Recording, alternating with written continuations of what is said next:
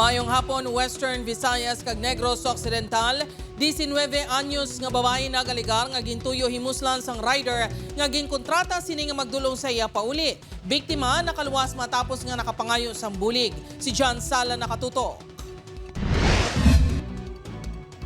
Hustisya ang ginasinggitan sang 19 anyos nga babae ginkilala kay alias Abi. Tumandok sang Pasig City apang temporaryo nagapuyo sa Ibawan Pavia.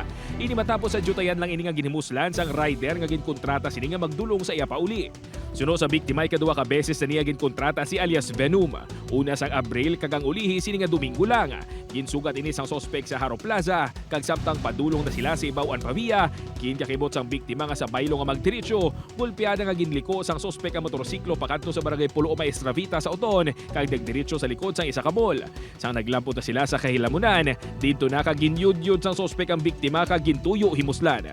Nagpumputa na dito sa may gatay na may ilamo tapos nagambal sa pa niya ikudan ko ng samba ko hindi ko balaan niya naguro na do balaan ko na nga may plano sa ang natungagit po itong ito ko.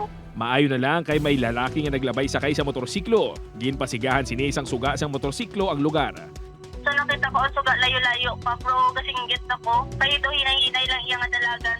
Katong pagpalapit na gisinggit ko tanan nga makaya ko malipog. Amo to nga nabatian niya po. Do blessing in disguise man tong nag-rescue sa iya kay daw kaisog sa iya dungan bala. Grabe gid ang instinct nga mabulikan atong niya nagapangayo sang bulig.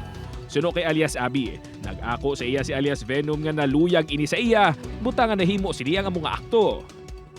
Ito ang sa kashin tayon. Sakto may burger pa kumaan napakal. Gintao ko na lang man sa iya. Tapos amo to nga nagambal sa ako naluyag ko na sa kay magbuot ko no.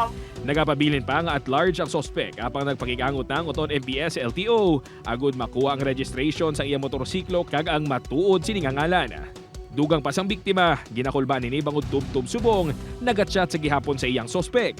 Magtubo na lang siya. Kaya nagambal man siya sa ako niya, nagapangayang man siya kapasensya din. Gintinguan sang news team malabot ang sospek apang wala ini naga-reply sa amon mga mensahe. Upod kay Marvin Lauderes, John Sala. 1 Western Visayas.